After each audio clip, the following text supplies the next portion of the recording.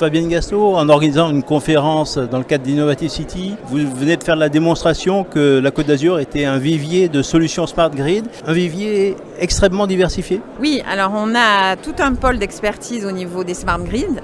Et ce qu'on a voulu montrer aujourd'hui, c'est que pour ces 5-6 pôles d'expertise, le territoire avait des démonstrateurs, mais pas que, des sociétés, des grands groupes, des PME, des startups qui œuvraient dans ce sens. Et on a démontré aujourd'hui que l'innovation, elle était sur notre territoire et que le 06 était vraiment un vivier. Alors j'insiste, pas que démonstrateurs, parce que ce que vous avez vu aujourd'hui, ce n'est pas que de la démonstration dans le sens où il faut vraiment que ça soit reproductible et industrialisable dans les mêmes données, parce que sinon c'est un échec. D'ailleurs, pour bon nombre de ces sociétés, ces solutions se vendent, y compris hors de notre région.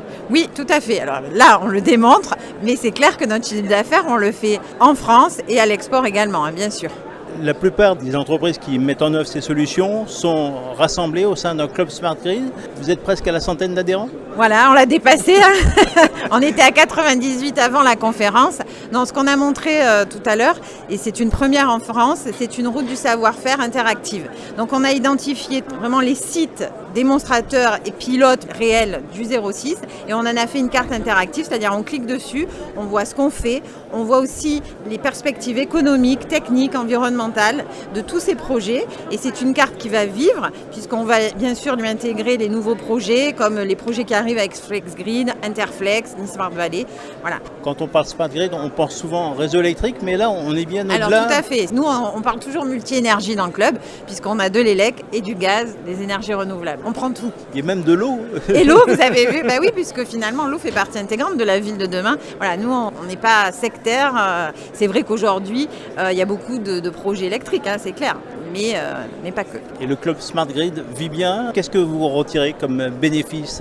Eh bien, on travaille, on a du livrable. Ça, c'est un livrable. On a le livrable du guide de prescription du bâtiment Smart Grid Grady qui a été fait là.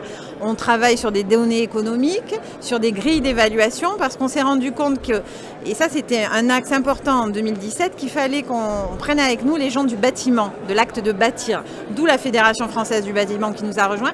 Parce que sans eux, quels que soient nos discours et nos documents, on n'y arrive pas. Donc eux, il a fallu les former, leur faire comprendre ce qu'est Smart Grid. Ça peut faire peur. Ils l'ont compris et maintenant on travaille ensemble. Alors ce club rassemble les entreprises impliquées dans les Smart Grid, mais en soutien, il y a la CCI Nisque d'Azur qui est derrière, qui joue un rôle important. Elle n'est pas que derrière, hein. Vous faites bien de le préciser, puisque c'est elle qui a créé le club, qui l'anime. On a 2 personnes avec nous de la CCI. Sans la CCI, on n'aurait rien pu faire, c'est bien clair. Et quels sont vos objectifs à terme ? Être de plus en plus nombreux et puis faire en sorte que ces démonstrateurs ne soient pas que locaux, que nous aussi on aille plus loin. Et je dirais qu'on réussisse tous ensemble les projets qui arrivent avec FlexGrid et Interflex.